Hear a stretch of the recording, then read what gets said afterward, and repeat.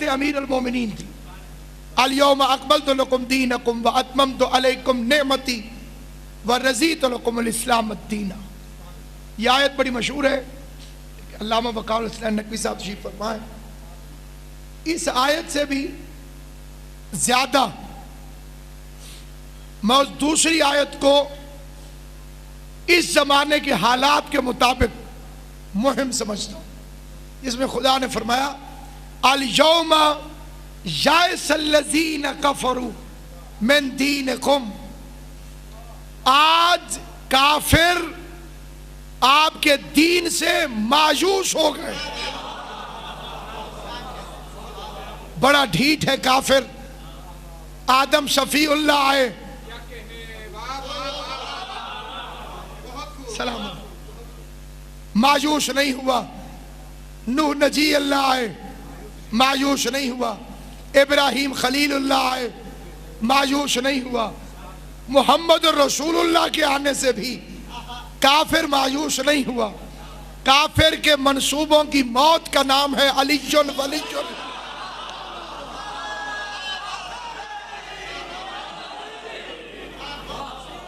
امیر المومنین کی ولایت کے اعلان سے ہر زمانے کا کافر مایوس ہو جاتا ہے۔ تو سامعین گرامی، اب پیغام تو رہا کوئی نہیں۔ مبلغ اعظم نے قومی اسمبلی میں ذوالفقار علی بھٹو کے سامنے قادیانیوں کو کافر قرار دلوانے کے جو حقیقی دلائل پیش کیے، جس کے بعد یہ فیصلہ ممکن ہوا، اس میں ایک دلیل مبلغ اعظم کی یہ بھی تھی کہ اگر مرزا نبی ہے تو بتاؤ کون سی خبر لے کر آیا، کون سی خبر تھی جو مصطفیٰ نہیں پہنچا سکے، اور یہ آیا فیل ان دی بلینکس کرنے کے لیے۔ تو نبی کا کام ہے خبر پہنچانا۔ امیر المومنین کی ولایت کے بعد خبر رہی کوئی نہیں، اب ضرورت ہے دین کی حفاظت کرنے کی، کہ قیامت تک دین محفوظ کیا جائے۔ تو اس کے لیے ہے امامت۔ دین بنائے گا خدا، پہنچائے گا نبی، بنانے والے کی مرضی سے قیامت تک بچا کے رکھے گا امام۔ اور یہ وہ جلیل القدر عہدہ ہے کہ اللہ کے 2 الف اور محمد کے 2 میم اکٹھے ہوں تو امام بنتا ہے۔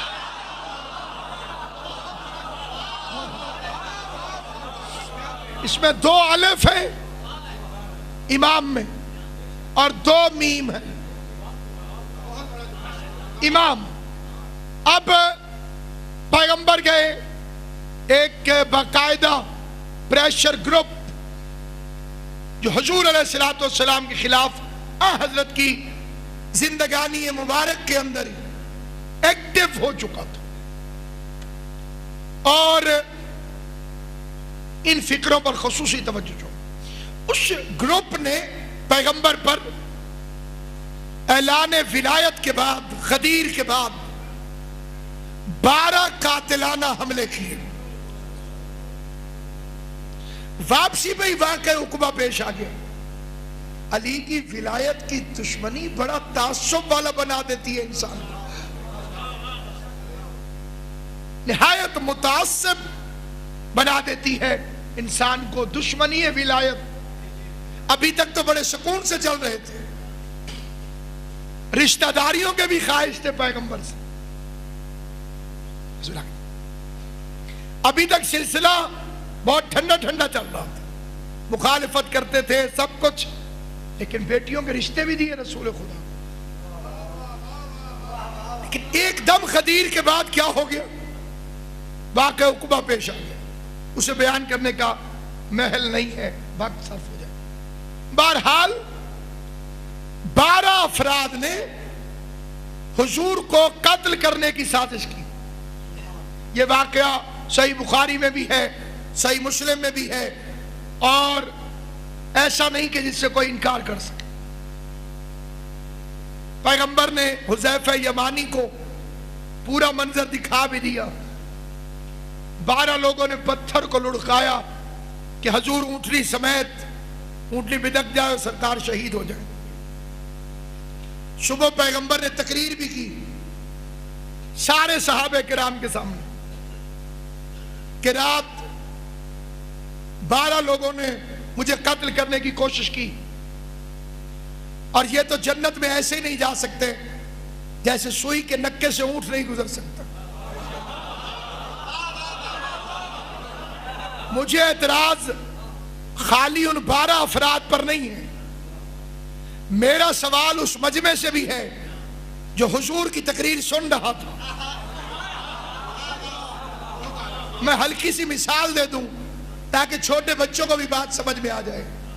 मैं कोई सामईन गिरामी, अभी थोड़ी देर पहले 2 आदमियों ने मेरे साथ ज्यादती की और वो इस मजमे में मौजूद है। इसके 2 तरीके हो सकते हैं, या तो आप खामोश रहें और मजलिस खत्म हो और खुदा हाफिज, और या कोई मुझसे पूछ ले किबला कहाँ है वो। अगर बाकी लोग मुलव्विस न थे तो उन 12 अफराद को किसी ने उठ के पूछा क्यों नहीं,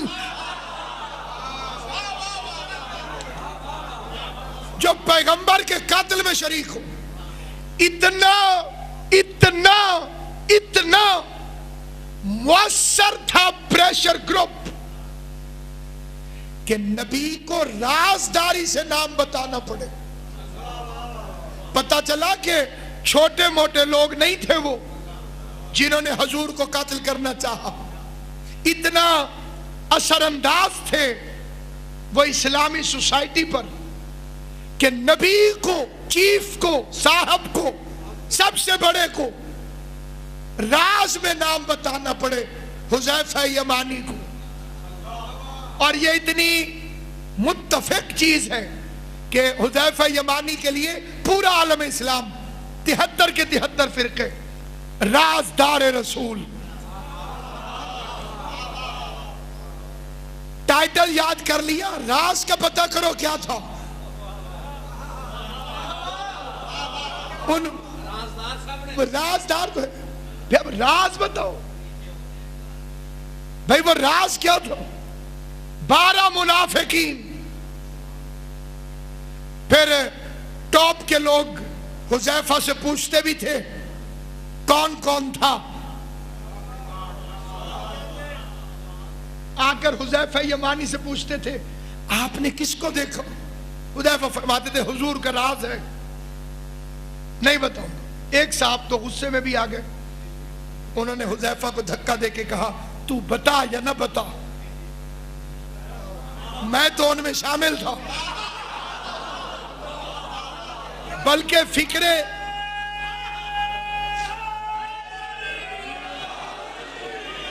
थोड़ा होना भी बड़ी अजीब बात है, कमजोर होना भी बड़ी अजीब बात है। उनका बाकायदा फिक्रा है तारीख इस्लाम में, वल्लाहि अना मिनल मुनाफिकीन, तू बता ना बता, अल्लाह की कसम मैं उन मुनाफिकीन में शामिल था। तुझसे तो खाली मैं कंफर्म कर रहा हूं कि वाकई तूने देखा था कि, यानी हुजूर की जबान पर एतबार नहीं। ये एक प्रेशर ग्रुप था, पैगंबर को जहर दे के कत्ल कर दिया गया। और सही बुखारी मेरे इस फिक्रे की तस्दीक करती है कि पैगंबर को कोई दवाई पिलाने की बात उम्मुल मोमिनीन फरमाती है, हम दवाई पिलाना चाहते थे और हुजूर बार बार कराहत करते थे कि मुझे न पिलाओ। पैगंबर गश में चले गए, गश से मुराद वो हम बन जाता है, हम वो बन जाता है। अगर हुज्जत खुदा बेहोश हो जाए तो पूरी कायनात खत्म हो जाए। बार उन्होंने जहर दवाई की सूरत में पैगंबर को खिलाया और इब्ने अब्बास कहते हैं कि हजूर ने उसके बाद कहा अब ये दवा पिलाने वालों को भी पिला दी जाए। हजूर माज़अल्लाह बच्चे नहीं है, कुल्ले हिकमत का मालिक जानता है कि दवा तो मरीज के लिए होती है। बहरहाल हुजूर दुनिया से चले गए। अब मैं बड़ी जल्दी से अपने मौजू की तरफ सफर करना चाहता हूं। उसके बाद अब अमीर अल मोमिनीन के 30 साल इस फिक्रे को मामूली फिक्र न समझे कि अली यहूदी के बाग में मजदूरी करते थे। पूरी तारीख है इस एक फिक्रे के अंदर। पहला सवाल, क्या फाते खैबर को किसी मुसलमान के बाग में मजदूरी नहीं मिलती थी? तवज्जो जाओ, ये पहला इसका एक रुख है। इतना बड़ा मौसम इस्लाम, वो यहूदी के बाग में मजदूरी करने क्यों गया? अली अलैहिस्सलाम का ये अमल रहती दुनिया तक हर अक्ल वाले के लिए पूरा पैगाम है कि अली का सोशल बाइकाट कर दिया गया था, जिसे देहात की जबान में हुक्का पानी बंद कहा जाता है। पैगंबर के साथ वो सलूक और अली के साथ ये सलूक। और दूसरा इसका एक ये भी पहलू सुन लीजिए, आप अपने दुश्मन के हवाले अपना कारोबार नहीं करेंगे। आपका दुश्मन जो है उसके हवाले आप अपनी दुकान नहीं करेंगे, अपना गल्ला उसके हवाले नहीं करेंगे। क्या कहने अली आपके किरदार के। यहूदियों का सबसे बड़ा दुश्मन भी अली। आज ही के दिन तो खैबर फतह हुआ था, मरहब को कत्ल करने वाला भी अली। और यहूदी को कुल्ले ईमान के ईमान पर इतना एतबार है कि उसने अपना कारोबार ही अली के हवाले कर दिया, क्योंकि कारोबार में मजहब का सिक्का नहीं चलता, ईमानदारी का सिक्का चलता। जो यहूदी से भी बेईमानी न करे वो अली होता है। अल्लाह जाने वो कौन है जो नबी को भी 300 की ऊँटनी 900 ब्लैक में देके।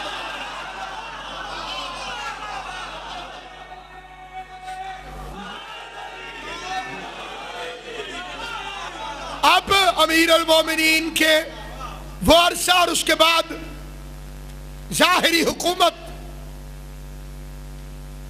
और बड़ा दिलचस्प सवाल हुआ अमीर अल मोमिनीन पर। आगे जी खुशूस, जब अमीर अल मोमिनीन मिंबर पर तशरीफ फरमा हुए तो एक बंदे ने उठ के कहा, या अली, आपने तकरीर में फरमाया था कि बकरी के नाक से बहने वाले नस्ल से भी बदतर है तुम पे हुकूमत करना। सियासतदान होता तो वो कर जाता। अली ने फरमाया, कहा था। इब्ने अब्बास जब अपनी जूती को सी रहे थे, अमीर अल मोमिनीन अपनी जूती को सी रहे थे अपने हाथों से, यदुल्लाह। और इब्ने अब्बास इस नजर से देख रहा था कि क्या अब इसे भी ठीक करने की जरूरत है, इतनी फट चुकी है ये। तो दिल की जबान को, इरादों की बोली को अमीर अल मोमिनीन ने पढ़ा और फरमाने लगे, इब्ने अब्बास कितने की बिक जाएगी। अब उसकी सोच क्या है कि अभी भी इसे ठीक करना था, फेंक देते। और अली ने पूछ लिया कि अगर मैं बेचूं तो ये कितने की बिक जाएगी। उसने कहा, मौला मुफ्त भी कोई न ले। और अली ने फरमाया, इब्ने अब्बास तुम लोगों पर हुकूमत करने से अफसल है मेरे लिए ये। अब आ गए जाहिरी हुकूमत पर और लोगों ने पुराने बयान याद दिला दी। इज्तिमाई हाफजा हमेशा कमजोर होता है, लेकिन इनफरादी हाफजे के मुतालिक आप कुछ नहीं कह सकते। अब बड़ा खतरनाक सवाल, माला जो जूती से गंदी थी, जो बकरी के नाक की गिलाजत से गंदी थी, कबूल क्यों की? सारी जिंदगी जिसे तारीख से दिलचस्पी है, अमीर अल मोमिनीन के इस जवाब को याद रखिएगा।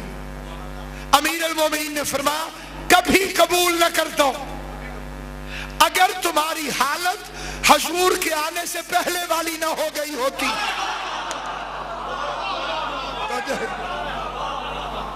तुम बेशक से पहले वाले दौरे जाहिलियत में चले गए, जहालत में नहीं। जहालत और है, जाहिलियत और है। दौरे जाहिलियत में तुम चले गए। اس لیے قبول کی. اور سب سے پہلا میرے مولا کا سرکاری حکم جس میں کسی کو کوئی اختلاف نہیں کہ میں گورنر شام کو معطل کرتا ہوں. اتنا لمبا عرصہ کیسے بیٹھا ہے وہ اس عہدے پر. مخلص دوستوں نے علی سے کہا مولا ذرا حکومت مضبوط ہو لینے دے, اتنی جلدی نہ کریں, کر دیں گے فارغ. لیکن اس کا اس صوبے میں بڑا اثر رسوخ ہے, تھوڑی دیر انتظار فرما لیں, حکومت مضبوط ہو جائے پھر نکال دیں گے. مشورہ دینے والوں کا مشورہ دنیاوی لحاظ سے غلط نہ تھا, لیکن علی کا جواب سنیے. آگے جی خصوصاً آپ کی نظر کرتا ہوں. علی فرمانے لگے عادل یا گوشہ نشینی, ابو طالب کے بیٹے کے پاس تیسرا کوئی راستہ نہیں.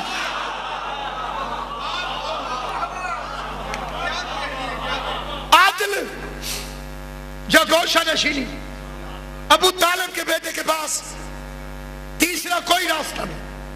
بہرحال کسی اور خلیفہ سے کسی مسلمان کی کوئی جنگ نہیں. علی سے 4 سال 4 مہینے 4 دن میں 3 بہت بڑی جنگیں لڑی گئی. لوگ کہتے ہیں علی کا نظام حکومت چلا کیوں نہیں؟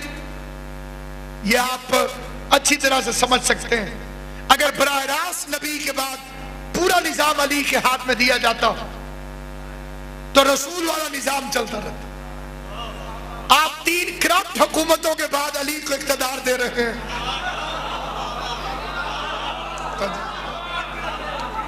ان میرے فکروں کی تصدیق مولانا مودودی بھی فرمائیں, ان کی تصدیق ڈاکٹر طاہر حسین بھی فرمائیں, اور امام حسن علیہ السلام کی بیعت کریں گے. امام حسن علیہ السلام وارث کردار علی, وارث کردار مصطفیٰ.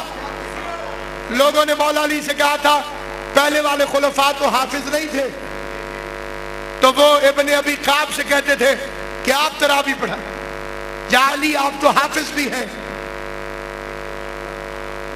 تو آپ تراویح خود پڑھائیں گے. تو مولا علی نے فرمایا قرآن میں ہے نہیں, حضور نے پڑھائی نہیں, میں بدعت کو کیسے جاری کروں. مولا علی گھر چلے گئے, عادت چھوٹتی نہیں, عادتاً لوگ کھڑے ہو گئے. مولا علی نے امام حسن کو درہ دے کے بھیجا, انہوں نے درے سے مارا لوگوں کو کہ ہٹو یہاں سے. انہوں نے شام جا کے شور مچا دیا. علی تو نماز بھی نہیں پڑھنے دیتا. آپ نے یہ فکرہ سن رکھا کہ علی کی شہادت کے بعد شور اٹھا کہ علی مسجد میں کیا کرنے گئے تھے, علی مسجد میں کیا کرنے گئے تھے, علی کا نماز سے کیا تعلق ہے. یہ انہی لوگوں کا پروپیگنڈا تھا جو کوفے سے مار کھا کے وہاں پر گئے تھے. علی تو نماز ہی نہیں پڑھے, اس لیے علی نے نعرہ لگایا فزت برب الکعبہ, رب کعبہ کی قسم میں کامیاب ہو گیا. مجھے اللہ کہنے والے بھی ناکام ہو گئے, مجھے بے نماز کہنے والے بھی ناکام ہو گئے. دونوں کے لیے ایک ہی جواب ہے, خدا ہوتا تو سجدہ کیوں کرتا.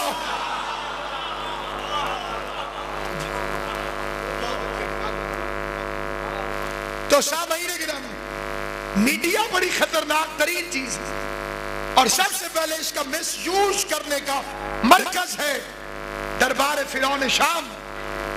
اس نے اسے استعمال کیا. اس کے بعد کی واقعات آپ کے علم میں, امام حسن کو زہر دے دیا جاتا ہے, اور امام حسین کو, اتنی کریم ہستی کو, باوجود اس کے کہ معلوم تھا کہ سیدہ شباب اہل الجنہ ہے, قتل کر دیا جاتا. ایکسیڈنٹ نہیں, منصوبے کے تھے. ایک شعر کا سہارا لیتا ہوں, اور وہ شعر اس میرے بیان کا بالکل حسب حال ہے کہ وقت کرتا ہے پرورش برسوں, حادثے ایک دم نہیں ہوتے. پیغمبر کو گئے ہوئے ابھی 50 سال پورے نہیں ہوئے کہ رسول کے بیٹے کو قتل کر دیا. 4-5 لوگ ہوتے تو ایکسیڈنٹ تھا, لاکھوں کا لشکر. اس میں اختلاف ہے کہ کتنے لوگ تھے, اور جتنے اندرونی طور پہ یزید کے ساتھی ہیں وہ اپنی تحقیق کے عمیق کو ثابت کرنے کے لیے اس بات پر پورا زور لگاتے ہیں کہ وہ ہزاروں میں تھا, لاکھوں میں نہیں تھا. تو میں نے ان کے شکار سے بچنے کے لیے بھی کوئی معینہ تعداد نہیں بتائی، لیکن ایک عقلی دلیل بتا دیتا ہوں۔ عمر ابن سعد یہ اس دن پیدا ہوا جس دن مسلمانوں کا دوسرا خلیفہ قتل ہوا۔ اس کی ڈیٹ آف برتھ اور ان کے قتل ہونے کی تاریخ سیم ہے، ایک ہی دن میں یہ دونوں واقعات رونما ہوئے۔ سعد ابن ابی وقاص جس نے شورا میں مولا علی کے خلاف ووٹ دیا تھا اور امیر المومنین کی مخالف پارٹی میں تھا، اس نے اپنے خلیفۃ المسلمین کے قتل والے دن پیدا ہونے والے بیٹے کا نام انہی کے نام پر رکھا، انہی کی محبت میں، کیونکہ وہ چلے گئے تو ان کے نام پر انہوں نے اس کا نام رکھا۔ یہ بعد میں قاتل حسین ابن علی بنا، عمر ابن سعد ابن ابی وقاص۔ اور یہ وہی ہے کہ جس نے 10ویں کے دن تقریر کرتے ہوئے کہا تھا کہ اے لشکر یزید گواہ رہنا، حسین پر پہلا تیر میں چلا رہا ہوں۔ تو یہ عمر ابن سعد ابن ابی وقاص، یہ اس کا کردار میں نے آپ حضرات کی خدمت میں پیش کیا۔ اور قتل حسین، یہ قاتل حسین ایک لشکر، طویل لشکر جس نے رسول خدا کے بیٹے کو قتل کیا۔ اب یہاں سے یوں سمجھیے کہ میری تقریر کی بنیادیں مکمل ہو گئی ہیں اور میں اب اپنے موضوع کی طرف جانے لگا۔ حسین ابن علی قتل ہو گئے، پیغمبر اعظم کا بیٹا، رسول خدا کا بیٹا۔ اس کے بعد 12 امامت کو چوتھے امام نے سنبھالا، اور چوتھے امام کا کردار یہ ہے کہ رو کے 40 سال رو کے تقریباً وہی کردار ادا کیا جیسے 40 سال چپ رہ کے حضور نے اللہ کو منوا دیا تھا، سجاد نے 40 سال رو کے حسین کو منوا دیا۔ سخت پتھر معاشرہ جو رسول کے بیٹے کو قتل کر سکتا ہے، وہ سجاد کی دعاؤں سے پگھلنے لگا، اور علی ابن الحسین نے اپنی دعاؤں کے ذریعے معاشرے کے رنگ کو بدل کے رکھ دیا۔ دنیا آل محمد کو بھول چکی تھی، اور صحیفہ کاملہ پڑھ کے دیکھیے، یہ بعض حضرات یہ بات کرتے ہیں وہ کتاب مولا کی نہیں ہے، وہ کتاب مولا کی نہیں ہے۔ مولا نے کوئی کتاب بھی نہیں لکھی، یہ ساری کتابیں علماء کرام نے آل محمد سے سماعت کر کے اسے لکھی۔ نہج البلاغہ کا کوئی خطبہ مکمل نہیں ہے، خود سید رضی نے ہر خطبے کے پہلے لکھا ہے من کلام حیدر کرار، علی کے کلام میں سے کچھ حصہ۔ اور ایک فکرہ اور بھی یاد رکھیں گے صاحبان علم، نہج البلاغہ علم علی کا نام نہیں، ظرف سید رضی کا نام ہے۔ علی کے پورے علم کا نام نہج البلاغہ نہیں۔ بارش برس رہی تھی، ایک قطرہ ایک عالم نے اکٹھا کر دیا، اس کا نام نہج البلاغہ پڑا۔ اسی طرح سے نہج الاسرار، امیر المومنین کے خطبے، کائنات کے معجزے کا نام ہے علی، معجزے کا نام ہے علی۔ کسی بندے نے پوچھا یا امیر المومنین، گفتگو میں سب سے زیادہ کون سا حرف استعمال ہوتا ہے؟ امیر المومنین نے فرمایا الف۔ کبھی آپ بول کے دیکھیں، اپنی بولی ہوئی باتوں کو سنیں تو اس میں الف بہت زیادہ استعمال ہو، الف۔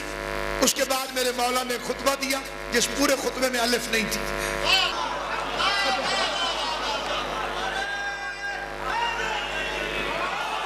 اور پھر میرے مولا کا خطبہ ہے جس میں نقطہ نہیں ہے،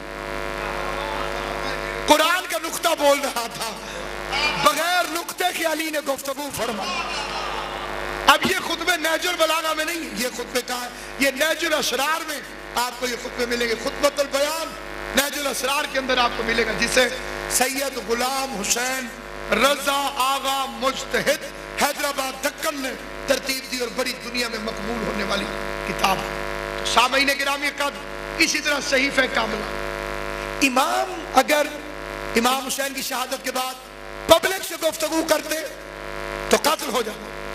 حکمت امامت، اللہ سے گفتگو شروع کر، باتیں خدا سے کی، پبلک کو سنوا دی۔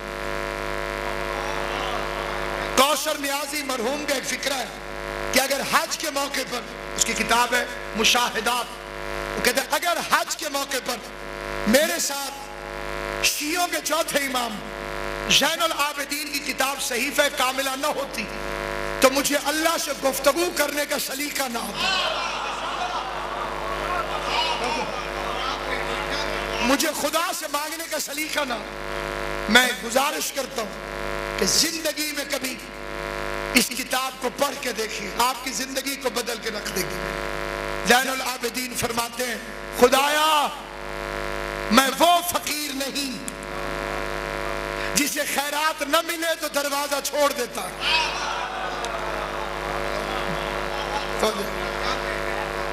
میں وہ فقیر نہیں جسے خیرات نہ ملے تو دروازہ چھوڑ دیتا ہے، میں دروازے پہ کھڑا رہوں۔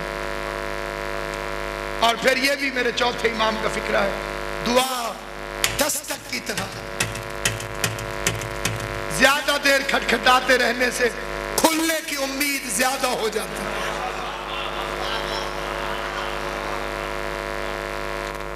کون سمجھائے گا؟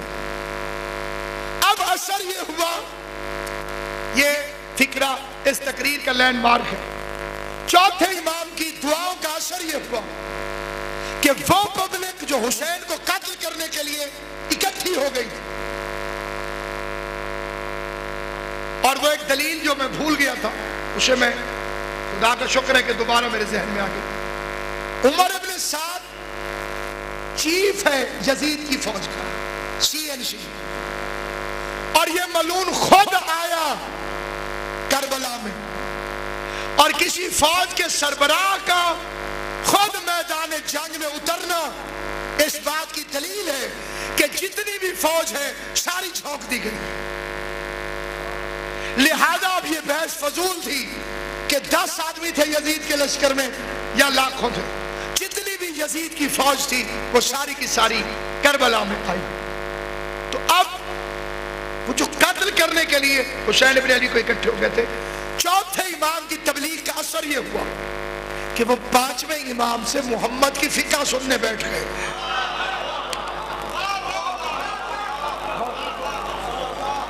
اب جو حدیثوں کا سلسلہ اب جو حدیثوں کا سلسلہ شروع ہوا 5ویں امام سے، قال الباقر، محمد باقر نے فرمایا۔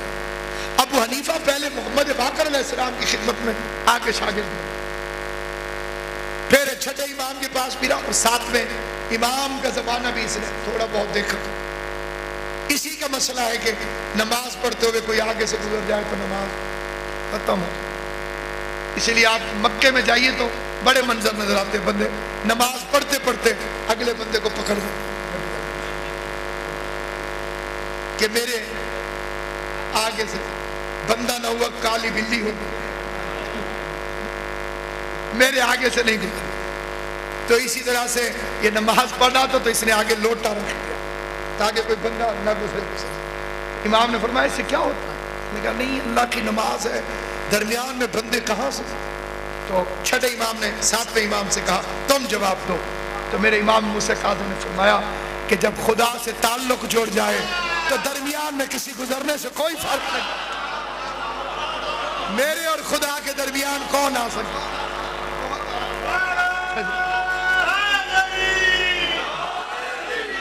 بہرحال اس فکرے پر توجہ کیجئے گا، جو میری پچھلی ساری گزارشات ہیں ان کا ماحصل یہ ہے کہ چوتھے امام کی دعاؤں سے اثر یہ ہوا کہ لوگ اب 5ویں امام سے حضور کی شریعت سننے لگے۔ کل قاتل تھے، آج پوچھنے آگے کہ آپ کے نانا نے کیا فرمایا۔ وہی اثر چلا، مدرسہ باقری مدرسہ صادقی میں بدلا، اور امام جعفر صادق علیہ السلام۔ اب شیعت کی موومنٹ میں طاقت آ گئی، اور راوی کہتے ہیں کہ بصرہ میں، بغداد میں، کوفہ میں، مدینہ میں، دمشق میں 5ویں اور چھٹے امام نے اتنی حدیثیں بیان کی کہ جس چوک سے گزرو آگے سے آواز آ رہی ہوتی تھی قال الجعفر، جعفر صادق نے فرمایا، محمد باقر نے فرمایا۔ اب عقل والی حدیثیں لوگوں کے سامنے آنے لگی. کیوں؟ اس سے پہلے بھی حدیثیں تھیں، مسلمانوں کے پاس حدیثیں تھیں، لیکن وہ حدیثیں کیا تھیں؟ میں نے سنا کوفے والے سے، اس سے کہا بغداد والے نے، اس سے کہا مصر والے نے، اس سے کہا مکے والے نے. اب نہ مکے والے کے خاندان کا پتہ، نہ بغداد والے کے کریکٹر کا پتہ. یعنی حدیثیں بھی ملی تو بے شجرہ ملی، اور انہوں نے حدیث پڑھی تو کیسے پڑھی؟ میں نے سنا اپنے باپ سے، اس سے کہا اس کے باپ نے، اس سے کہا اس کے باپ. عن ابی وعن ابی وعن ابی.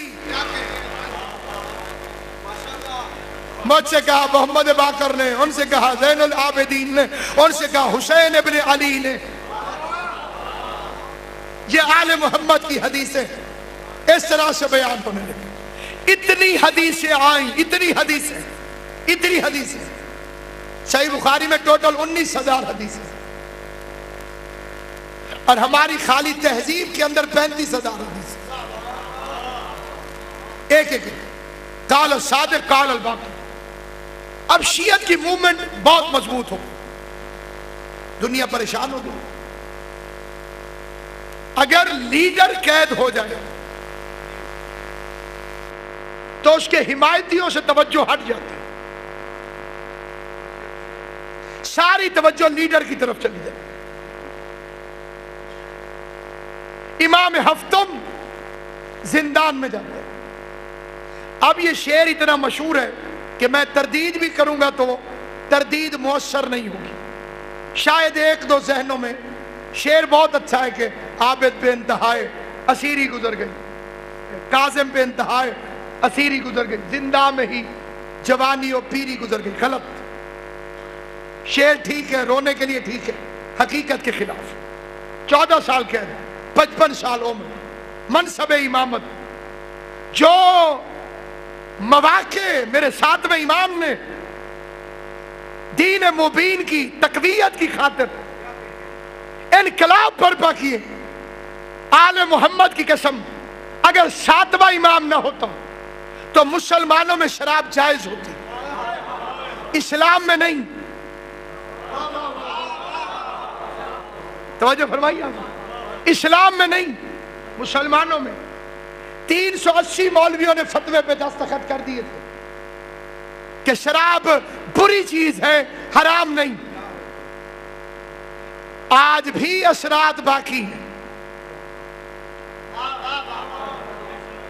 ایک نالائق پڑھا لکھا طبقہ، جن میں ہمارے ریٹائرڈ جسٹس جاوید اقبال صاحب بھی، آگے علمبردار، ٹیلی ویژن پہ انہوں نے کہہ دیا تھا بری چیز ہے، حرام نہیں. علوم آل محمد پڑھے ہو تو بتاؤ. ڈاکٹر پور اسرار نے بھی تائید کر دی جی، واقعا اور ہے. یہ ایک طبقے کا، اب یہ مکمل ایک ٹاپک ہے، مکمل، کہ قرآن میں اللہ نے کار شیطان کہا ہے، حرام تو نہیں. اسی کو بنیاد بنایا ہارون الرشید نے. حضرت نسیم امروہی نے پورا مرثیہ لکھا اس واقعے کہ دور ہارون میں جب عیش و طرب کا تھا شباب، نشہ مال یہ چاہتا تھا کہ چلے دور شراب. بحث اٹھائی گئی اس طرح سے انگور کا آب، کار شیطان بھی اور نجس بھی ازرو کتاب نہیں، لیکن بصراحت نہیں ثابت ہوتی. کار شیطان ہے، حرمت نہیں ثابت ہوتی. کلک زر سے خلافت نے لکھا ایک محضر، علماء جتنے تھے بلوائے گئے شاہ کے گھر. نشہ مال بڑھا، کھولے گئے منہ کے زر. مولوی آ گئے دعوتی سونے کے پاتر پہ. اب جس مولوی کو سونے کی پلیٹ میں دعوت آ جائے اس کی تو حالت غیر ہو جائے گی. بڑے پریشان ہو گئے، بندے اکٹھے ہو گئے، اور پھر اس کے آگے فرماتے ہیں کہ سارے مولوی اکٹھے ہو گئے اور آگے کہنے لگے بالکل تو ٹھیک کہہ رہا ہے. نسیم امروہی فرماتے ہیں دور قرآن کا ایک دور نیا آ جاتا، پی کے جب جھوم کے پڑھتے تو مزہ آ جاتا.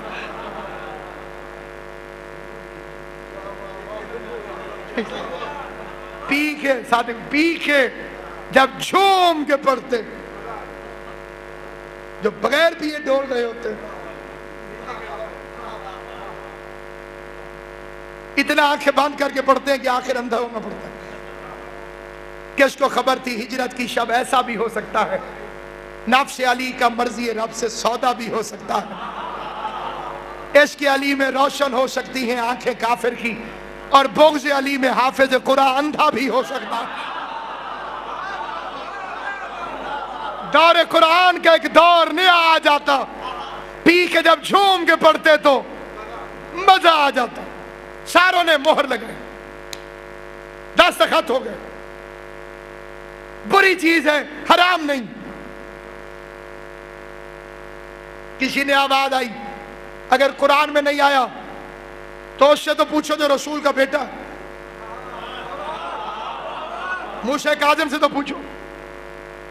پیغام دیا گیا زندان میں، شیر زنجیروں میں جکڑا ہوا آیا ایک بار، علم نے بڑھ کے پکارا کہ علی آتے ہیں، بولا قرآن رسول عربی آتے ہیں، اور آ کر میرے مولا نے جو جواب دیا ہے خدا کی قسم، اسے پہلا فکرہ یہ کہا کہ آپ بھی دستخط کر دیں،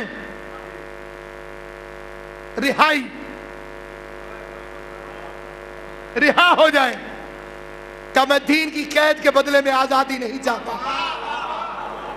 پی گئے ہیں جو بہت مفتیوں بد مست و خراب، اس جسارت کا ہے اعراف کے سورے میں جواب، انما حرم ربی سے ہے آغاز خطاب، اور آگے والے اسم اور اسم کا مطلب ہے شراب۔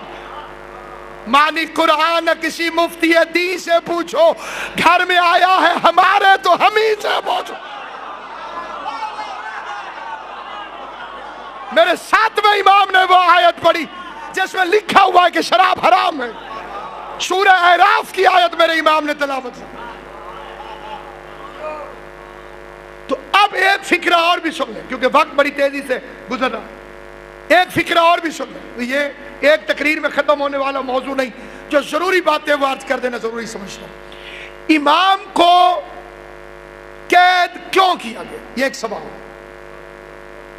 امام کو اریسٹ کرنے کا مطلب کیا ہے؟ اریسٹ اسے کیا جاتا ہے جو حکومت کے خلاف تحریک چلا، موومنٹ چلا۔ چوتھی پوسٹ ہے ذوالفقار کو نیام میں رکھے ہوئے۔ پھر امام کو گرفتار کیوں کیا گیا؟ امام حکومت کو قبول نہیں کرتے، امام حکومت کو تسلیم نہیں کرتے، لیکن مسجد نبوی میں عبادت کر رہے ہیں۔ ہمیشہ اس فکرے کو یاد رکھیے، چاہے پوری تقریر بھول جائے، یہ جسم امام قید نہیں کیا جاتا، کردار رسالت لوگوں کی نظروں سے چھپایا جاتا ہے۔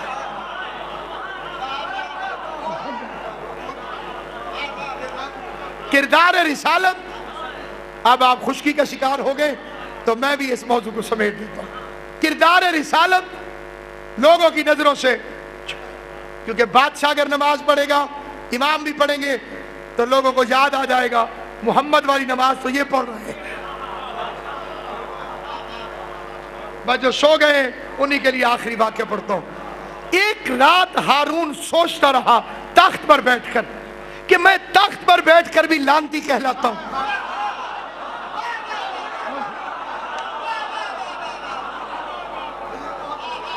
اور میں تخت پر بیٹھ کر بھی، دنیا مجھ پہ لعنت بھیجتی، وہ قید میں ہے اور زمانہ اس پر درود بھیجتا ہے۔ وہ قید میں بھی علیہ السلام۔ اب ایک الگ بات چھڑ جائے گی لیکن 1 منٹ میں ختم کرنے کی کوشش کروں۔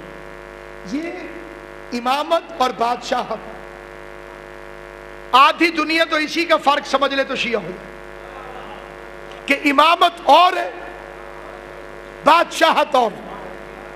بادشاہ قید ہو جائے تو بادشاہ نہیں رہتا، حجت زندان میں بھی ہو تو حجت رہتی ہے۔ یوسف قیدی بھی تھے، نبی بھی تھے۔ یوسف علیہ السلام قیدی بھی ہیں، نبی بھی۔ ابراہیم کے گلے میں رسی ڈال دی نمرود نے، ہاتھ باندھ دیے، پاؤں باندھ دیے، جب آگ میں پھینکا تھا، آگ میں پھینکا تھا تو گلے میں رسی، ہاتھ میں رسی، تو ابراہیم کی نبوت کو کیا فرق ہوا؟ گلے میں رسی ڈلنے سے حجت حجت رہتی ہے، البتہ رسی ڈالنے والا لعنتی ہو جاتا۔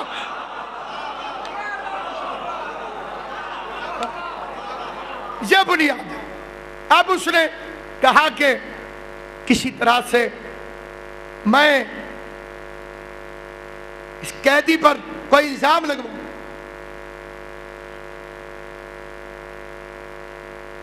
نہایت پڑھی لکھی شخصیات ذکر پاک میں تشریف فرما، اور میں حصول دعا کے لیے یہ فکر عرض کرنا چاہتا ہوں۔ اس فکرے کے عوض بالخصوص سادات عظام سے دعا کا طلبگار ہوں، جو فکرہ میں پڑھنا چاہتا ہوں۔ واحد ہے آل محمد جنہوں نے اپنے قاتلوں سے بھی اپنے کردار پر ریفرینڈم کروایا۔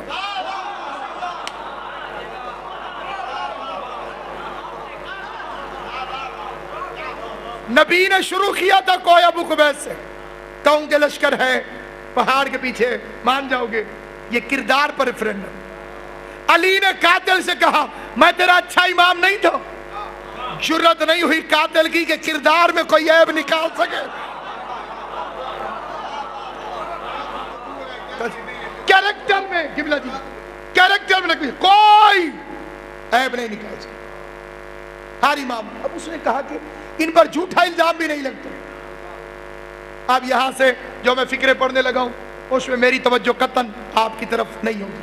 میں مولا کی بارگاہ میں براہ راست اگرچہ گناہگار ہوں لیکن ان کے منبر پہ بیٹھا ہوں، انہی سے مخاطب ہوں۔ اس نے ایک یہودی فاحشہ عورت کو بلایا، کاروبار کی نجس، مذہب کی یہودی، خیبر کی کچلی ہوئی زخمی ناگر،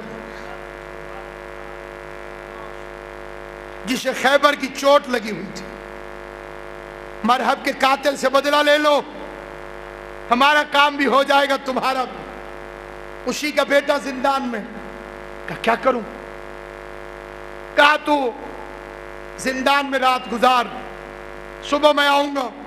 تو نے کچھ نہیں کرنا، صرف رونا ہے، اور تمہارے آنسوؤں کو الفاظ ہم خود بخود پہنا لیں گے، تمہارے آنسوؤں کو ہم خود بولی سکھا دیں گے۔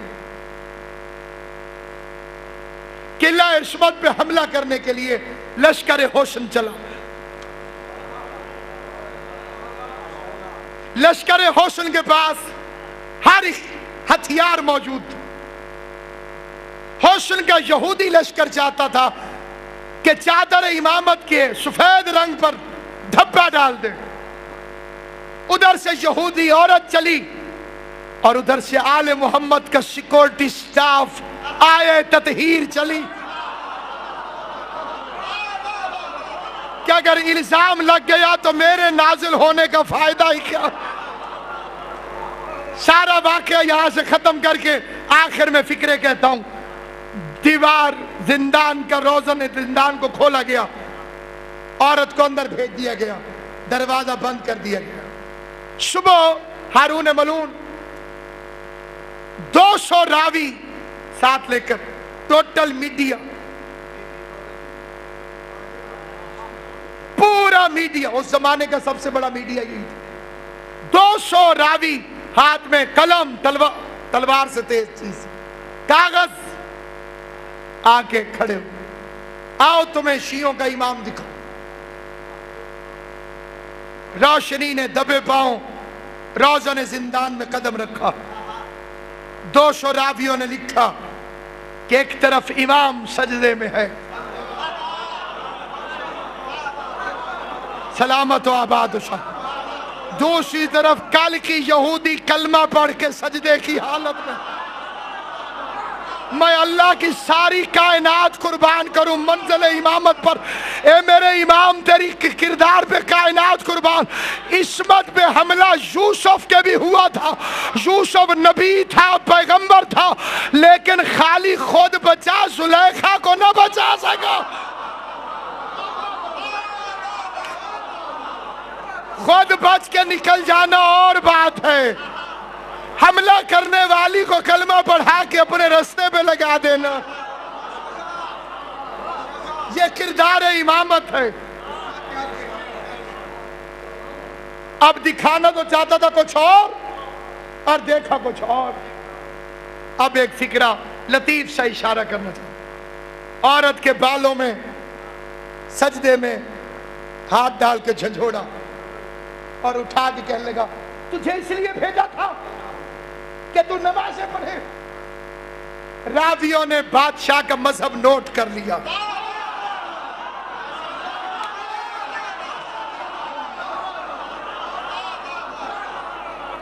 راویوں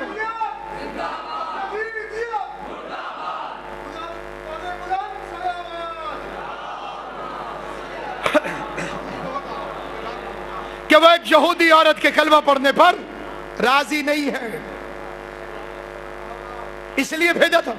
اب جو اس نے اٹھایا وہ بھی نفس مطمئنہ کے پاس, نفس مطمئنہ کے علاقے میں رہ چکی تھی.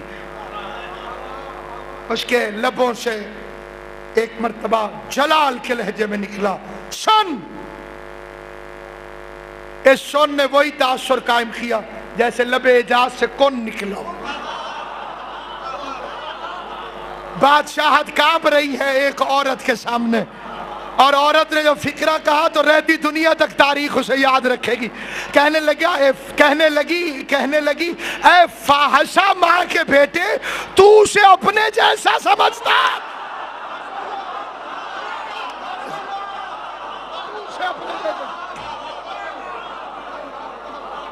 اسے اپنے جیسا سمجھتا.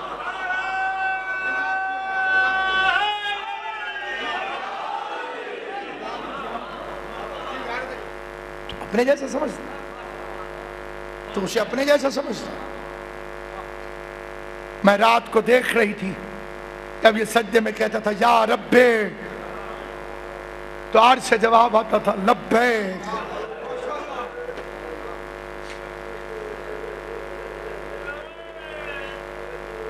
وقت بڑا طویل ہو گیا, میں معذرت چاہتا ہوں.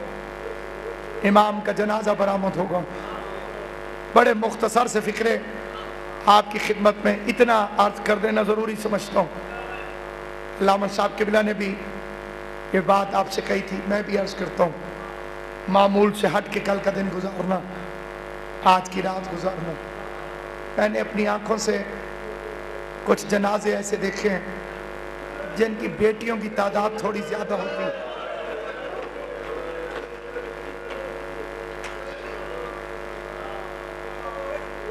جنازے بڑی تاخیر سے گھر سے باہر نکلتے ہیں. اس امام کی بیٹیاں تھیں لیکن جنازے پہ کوئی رونے والا نہ تھا.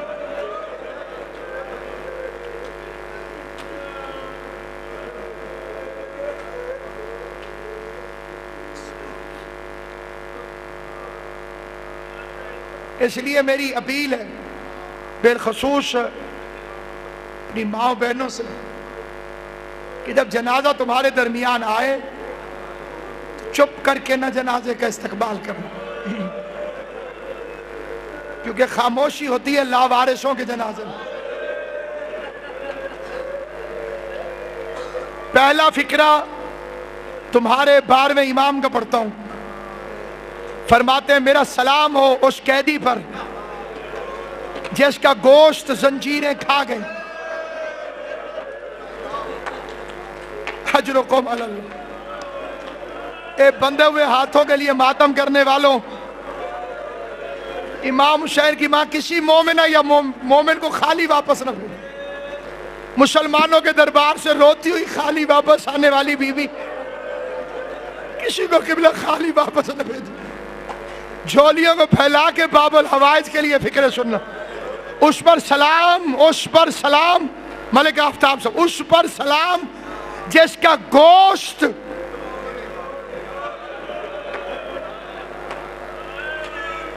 زنجیریں کھا گئیں. یہ تو سارے جانتے ہو کہ امام کو زہر ملا، لیکن یہ بات چھوٹے بچوں کو بتا رہا ہوں.